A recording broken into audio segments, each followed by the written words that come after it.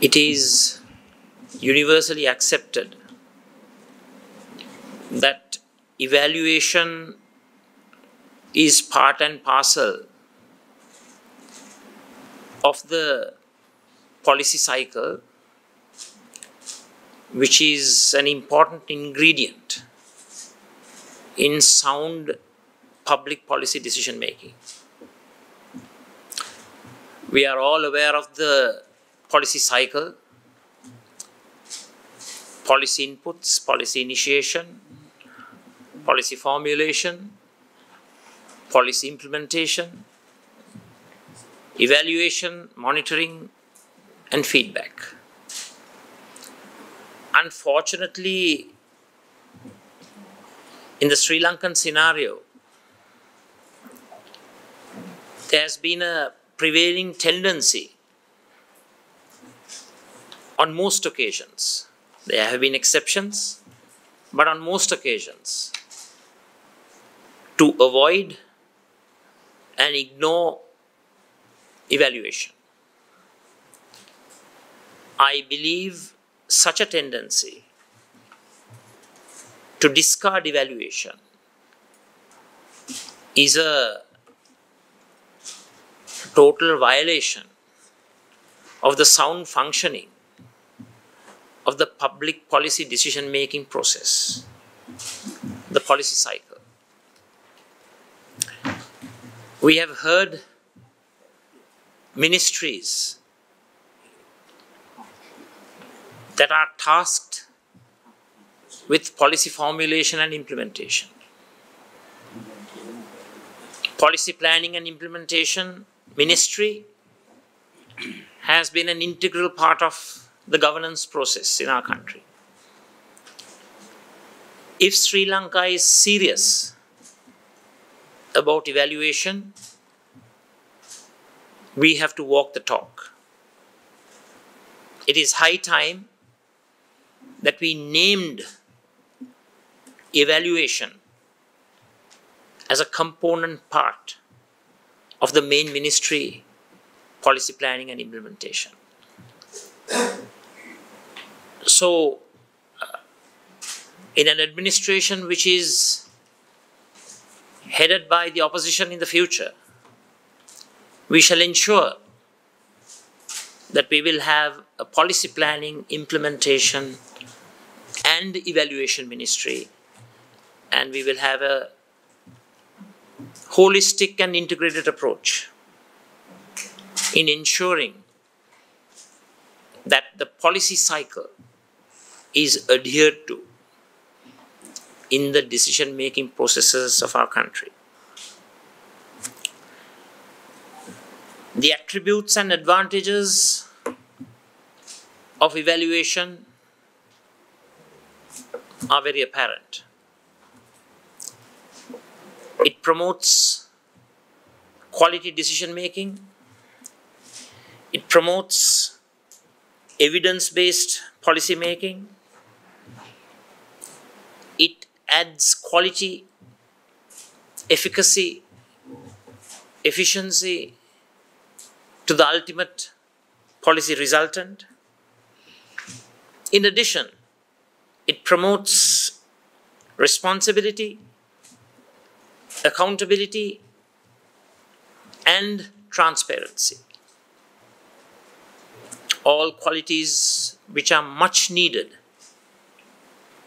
in Sri Lanka's attempt to extricate itself out of this situation of economic bankruptcy and social chaos.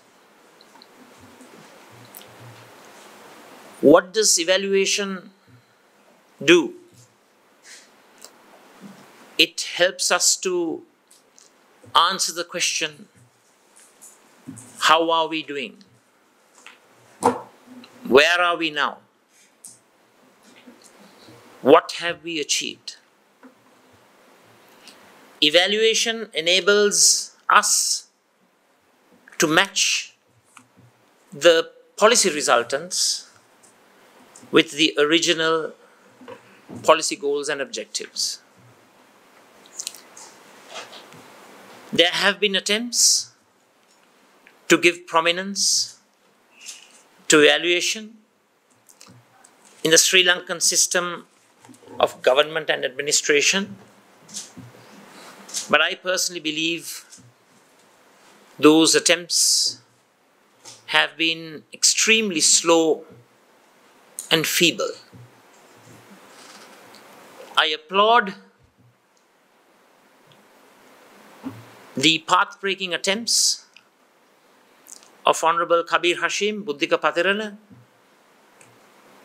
Mayantha Disanayaka, and all of the other members of Parliament, and also stakeholders and organizations that have continued to stress the importance of evaluation in the policy decision-making process.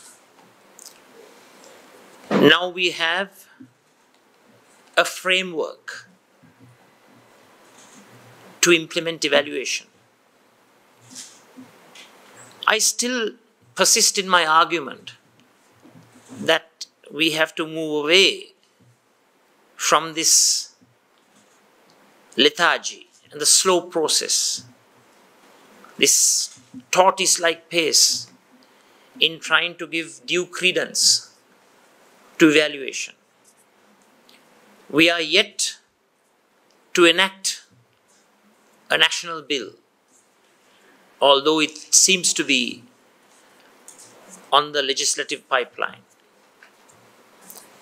We need to have a permanent standing committee in Parliament which symbolizes the country's importance that it attaches to the concept of evaluation. It is high time that each ministry, each project, each department, including Parliament, embarks on establishing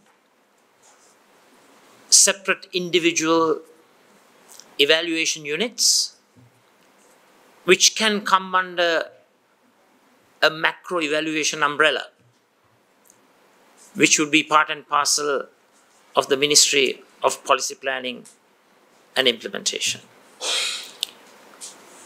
If we examine the countries that are called the so-called superior countries, developed countries, the so-called first world,